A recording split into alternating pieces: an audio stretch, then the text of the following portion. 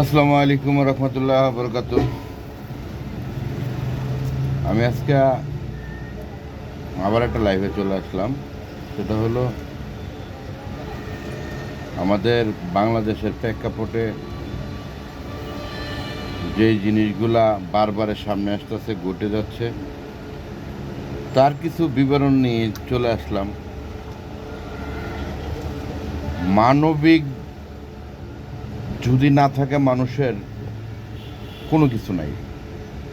তা আমি গতকালকে দেখলাম যে যেই তিনটা রিক্সা ড্রাইভার মিডিয়া মিডিয়া পাড়াতে তাণ্ডব চালাইছে, তো তাদেরকে মানবিক দৃষ্টিতে যতটুকু করার দরকার অতটুকু কিন্তু আমাদের যারা আইনে ছিল, যারা উচ্ছেদ অভিযান করছে, তাদের বিবিকে একটা নাড়া দিছে, যার জন্য তাদেরকে ডেকে নিয়ে সাংবাদিক সম্মেলন করে তাদের হাতে 3টা চেক দেওয়া হয়েছে এবং চাকরি দেওয়া হয়েছে। এটা হলো আমাদের মানবিক দৃষ্টিতে, এটা আমি নিজে সাধুবাদ জানাই। তো প্রশ্ন হলো যে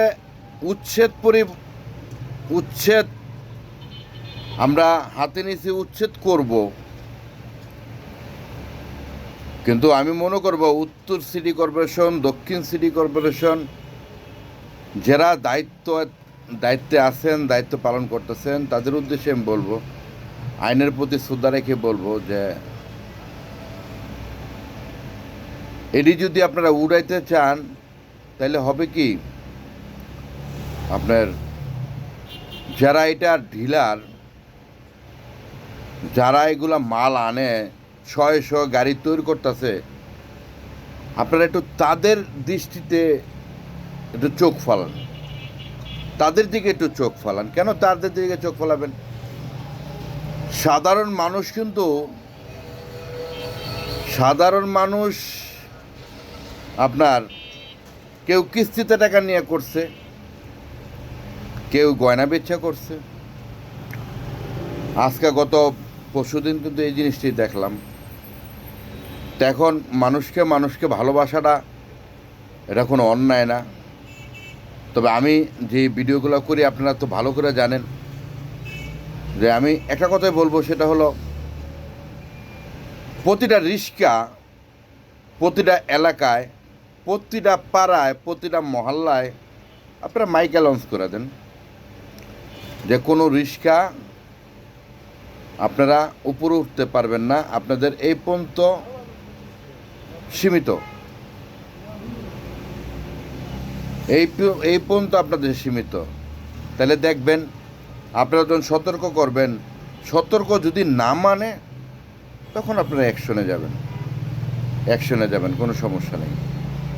তারপরেও সাধারণ মানুষ যারা দিন আনে দিন খায়, তারা চিকরা বাকরা করবেই।